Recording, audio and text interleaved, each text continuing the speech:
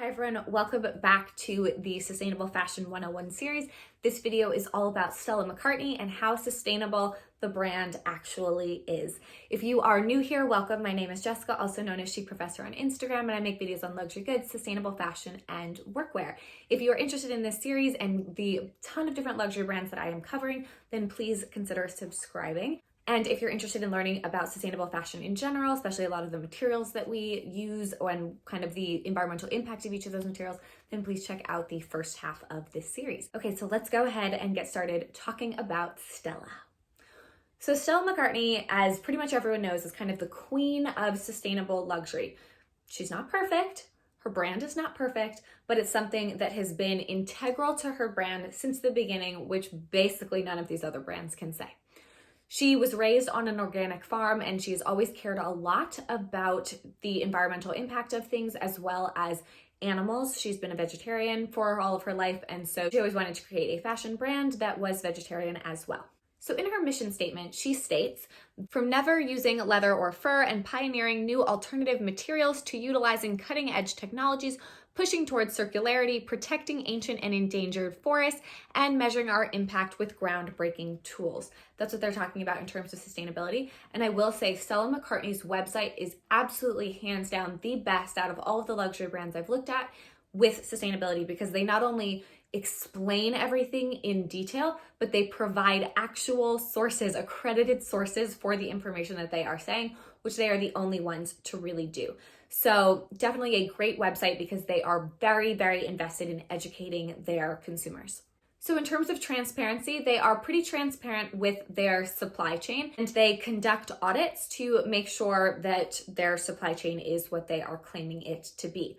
Now, some people say that their supply chain is not transparent enough. That's one of the biggest critiques, that they really only talk about some of the big things and that maybe they're not doing the audits as often as necessary because they are still producing some of their things in high-risk countries for ethical labor violations. In terms of materials, they're using a lot of really interesting materials. They're using Reverso, which is a recycled cashmere. She definitely uses cashmere and wool and other animal byproducts in her line, even though she does not use leather. And so that is another complaint, is some people will say it's not as like fully vegan, it's not animal free, but she does so in an ethical way. So by using the recycled cashmere, she can make sure that they are not, well, if you watch my video on cashmere, you know sort of the issues a lot with cashmere. And so she really makes sure that it is as ethical as possible. She uses Eco Nail, which I've talked about in a previous video and something I will talk about more in the future, which I think is a really cool material. She uses bolt threads for silk. They used to use piece silk, but she said that they weren't getting enough for what they needed it to be. As we know, piece silk has issues because you don't have as many strands of it. So she said it just wasn't working as well. And also there are some concerns with the transparency of piece silk and making sure that that is actually what it claims to be. So I think the company was likely running into that issue as well. So now they're using bolt threads, the spider silk, which is a created silk.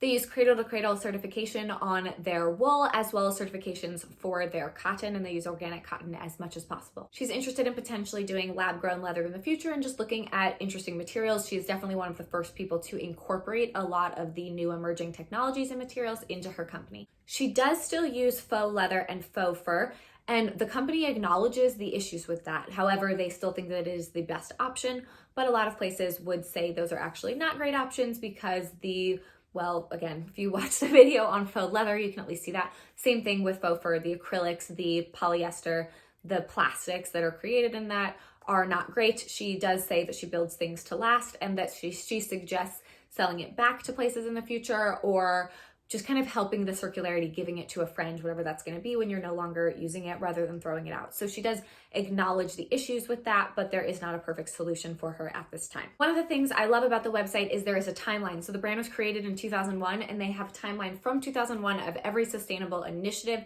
that they have taken. So you can really see how the company has grown, things that they've learned, things that they've incorporated. They're very, very transparent with that sort of thing. They're also being pretty good about letting everybody know all of their information by publishing their environmental profit and loss, which they are doing based on Kering's standards, which if you watched my Gucci video, you've heard a little bit more about that. So in general, they are making some really good choices. If you are ever concerned about the ethics of different fabrics, or you're ever concerned about especially the animal aspect of things, then they are certainly the best luxury brand to look at right now. They're the only place that really isn't using real leather for luxury goods. So definitely a brand worth looking at, and she has been such an interesting pioneer. She's just joined with LVMH, which I'll talk about more in my Louis Vuitton video, but it will be very interesting to see how the companies change in the future. So she's doing really well, by no means perfect, but in terms of luxury, definitely at that top. So thank you all so much for watching. Please do share with a friend if you learned something new so we can all be educated consumers. I hope you all have a wonderful day, and I will see you in my next video. Bye.